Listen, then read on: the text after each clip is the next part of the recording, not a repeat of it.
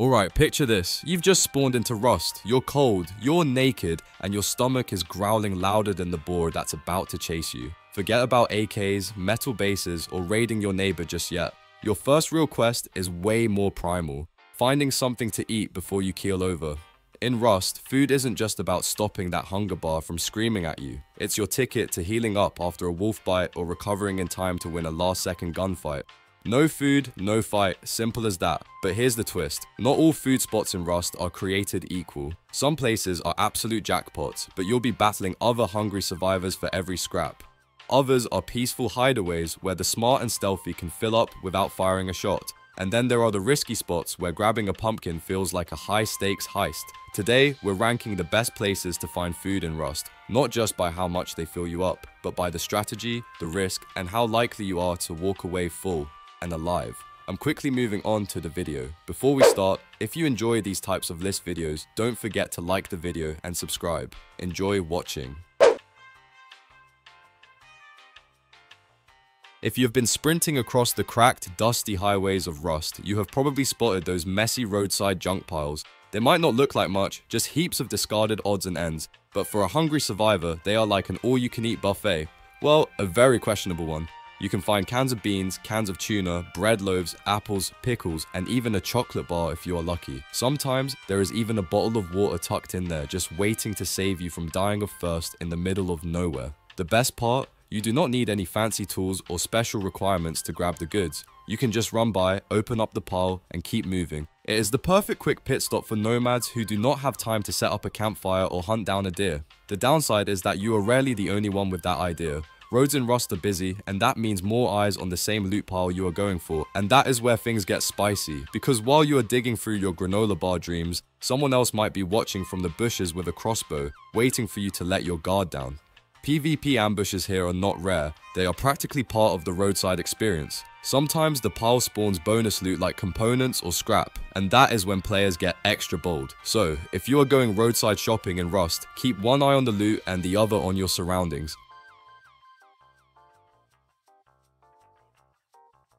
Oxus Gas Station is one of those places in Rust that almost every player has a story about. Sitting right along the road and free from any radiation, it is the ultimate come one come all invitation for survivors. The big selling point? Food. You can find cans of beans, cans of tuna, bread loaves, apples, pickles, and the occasional chocolate bar spread across up to 5 food crates. They can be tucked on shelves, hidden in the back room, or even waiting for you up on the roof. If you are lucky enough to loot them without interruption, you can walk away with enough supplies to keep your stomach full for quite a while.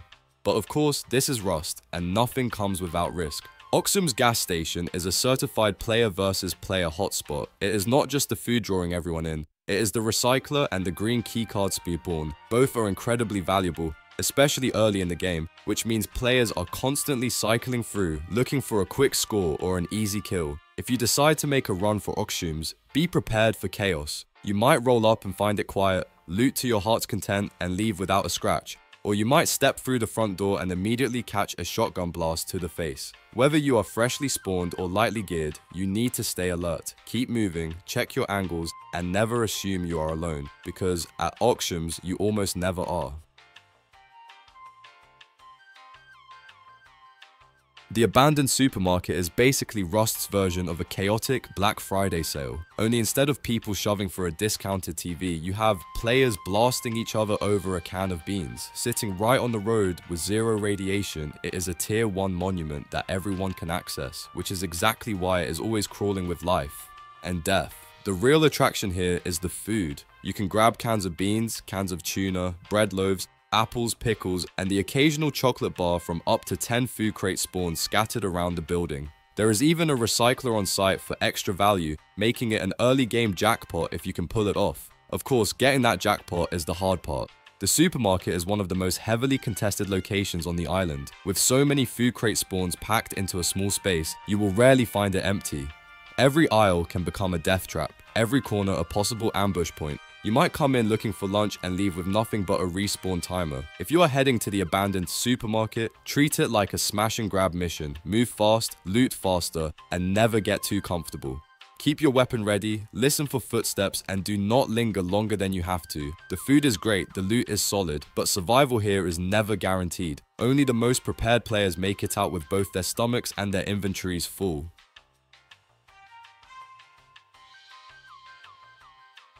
The forest in Rust is where you stop living off scraps and start providing for yourself. Hunting here is not like looting a crate on the side of the road, it is an active challenge. You will need at least a basic weapon, such as a bow, and the aim to hit a moving target. But the rewards are worth the effort, from raw pork to raw deer meat, raw bear meat, and raw wolf meat. This is where you get real hearty meals instead of just snacking on whatever you find. Taking down a single animal, especially a bear or a boar, can give you more meat than several food crates combined. Once cooked, that meat becomes a powerhouse of calories and health regeneration, keeping you going through long fights or extended building sessions. It is not just about filling your hunger meter, it is about staying combat ready and resilient. The bonus?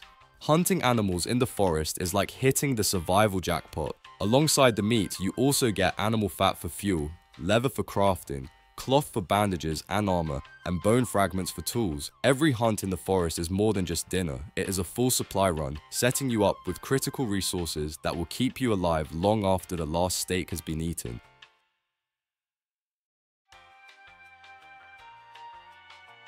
The launch site might have a reputation as one of Rust's deadliest monuments, but its outer edges tell a slightly different story. While the center swarms with radiation and well-armed players, the outskirts are calm enough for a skilled survivor to make a move. Out here, you can find cans of beans, cans of tuna, bread loaves, apples, pickles, and chocolate bars just lying in ration boxes, waiting to be claimed. The best part, no radiation suit required, just good timing and a sharp eye. What makes the outskirts so special is the sheer number of food crates. With around 20 ration boxes scattered across the perimeter, this is the single best monument in the game for stocking up on non-perishables. If you are lucky enough to loot it uncontested, you can walk away with enough food to keep yourself, or even a small group, fed for days. It is the kind of run that can change your survival prospects overnight. Of course, uncontested is a big word in Rust. Even though the outskirts are safer than the core of the launch site, the monument still draws attention from geared players who might swing by for an easy kill. If you go for this food run, move quickly, watch your angles, and always assume someone else has the same plan. In the right hands, the launch site outskirts are a goldmine, but in the wrong moment, they can become your final resting place.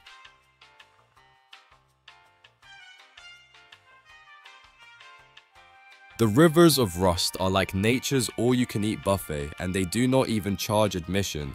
Stretching across the map, these winding waterways are lined with pumpkins and corn, just waiting to be picked.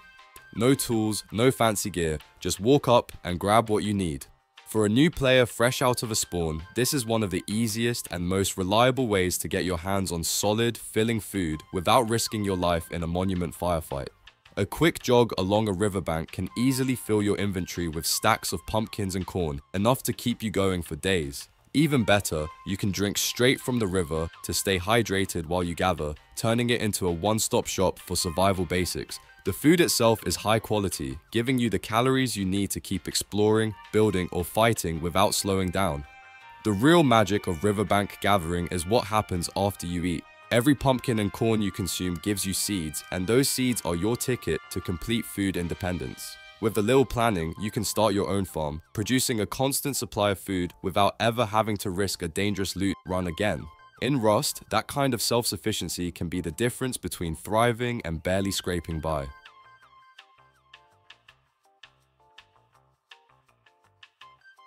The fishing village is where Rust players go when they are tired of getting shot at for a can of beans. As a designated safe zone, it is completely free from player attacks, making it one of the most relaxing spots on the island. All you need is a trip to the coast and a fishing rod, either crafted yourself or picked up for free from the friendly fisherman NPC, and you are ready to start pulling dinner straight from the ocean.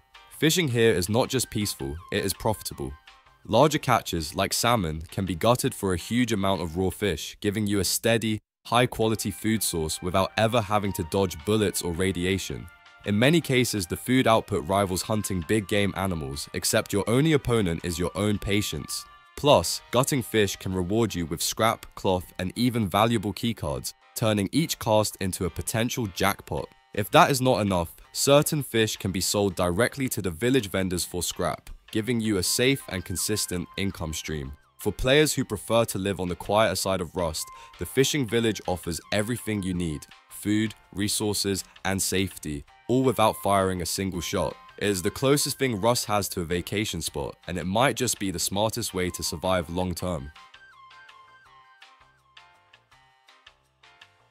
The Bandit Camp is like Rust's version of a cozy corner store. If that store was surrounded by armed guards and deadly turrets, tucked away in a swampy safe zone, this monument is completely protected, meaning no player can harm you while you shop. For those who have a healthy stash of scrap, it is one of the easiest and safest ways to keep yourself fed without ever setting foot in a dangerous monument again. The process is simple: run a high-risk loot area, recycle what you find for scrap, and then head over to the Bandit Camp to spend just a fraction of that profit on canned tuna or pumpkin seeds. The food options might not be diverse, but the supply is effectively limitless. The vendor's stock refreshes over time, so you can keep coming back to refill your reserves as often as you like.